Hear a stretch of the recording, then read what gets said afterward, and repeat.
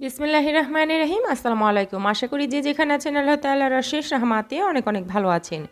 আজকে আপনাদের সাথে শেয়ার করব রাইস কুকারের দাম এবং রাইস কুকারের ব্যবহার নিয়ে কিছু টিপস শেয়ার করব। এর আগে আমি এই রাইস কুকারের একটা ভিডিও দিয়েছিলাম, সেখানে এক আপু জিজ্ঞেস করেছে যে রাইস কুকারের দাম কত। তো এই রাইস কুকারটা নিয়ে আমি ডিটেলসে সব বলে দেব। তো আশা করি ভিডিওটা ভালো লাগবে। তো এখানে আমি রাইস কুকারটাকে বের করে নিচ্ছি। এটা হচ্ছে 1.8-এর একটা রাইস কুকার। তো এটা ফিলিপসের একটা রাইস কুকার। আর এইখানে আমি একে একে বের করে নিচ্ছি। এখানে আমার দুইটা হাঁড়ি আছে রাইস কুকারের সাথে, একটা হচ্ছে নন স্টিকি আর একটা হচ্ছে স্টিলের এমনি নর্মালি একটা হাঁড়ি। তো এখন আমি এই যে বডিটাকে বের করে নিচ্ছি, আর এটাকে আমি আগেও বের করেছিলাম। তো এটা একটু ওই যে তার প্লাগগুলো লাগানো আছে। তো এখন আমি দেখিয়ে দিচ্ছি, যেটা হচ্ছে প্লাগ, এটা এইখানে রাইস কুকারের সাথে সেট করে তারপরে হচ্ছে কারেন্টে জয়েন দিলে এটা চালু হয়ে যাবে।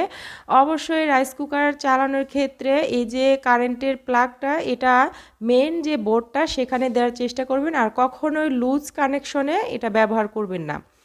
তো আমি যে নন স্টিকি হাঁড়িটা বসিয়েছি, এটা হচ্ছে ভাত রান্না করার জন্য, পোলাও রান্না করার জন্য। আর এই যে স্টিমারটা, এর সাথে যে ছিদ্রযুক্ত একটা স্টিমার থাকে, এটার মধ্যে কিন্তু বিভিন্ন পিঠা তৈরি করা যায়, অথবা এর মধ্যে যে কোনো জিনিস সেদ্ধ করা যায়। তো এখন আমি দেখিয়ে দিচ্ছি স্টিলের বাটিটা। এই যে স্টিলের যে হাঁড়িটা আছে, এটার মধ্যে তরকারি রান্না করা যায়, সব ধরনের তরকারি কিন্তু রান্না করা যায় এই রাইস কুকারের মধ্যে। ভাত, পোলাও সব কিছু। একটা চামচ দেওয়া আছে, এর সাথে একটা কাপ দেওয়া আছে চাল অথবা পানি মাপার জন্য। তো এখন আমি আপনাদের দেখাচ্ছি রাইস কুকারটা কিভাবে ব্যবহার করবেন। আমি এখানে কিন্তু রাইস কুকারটা কারেন্টে জয়েন দিয়ে দিয়েছি, এখানে কিছুটা পানি দিয়ে দিলাম। তো এইখানে আমি অন করে দিচ্ছি। যখন লাল লাইটটা জ্বলে যাবে তখন বুঝতে হবে যে রাইস কুকারটা অন হয়ে গেছে। তো আমি ঢেকে দিলাম পানিটা ফুটে ওঠার জন্য। আর এদিকে আমি কিছু মোমো এখানে স্টিম করে নেব।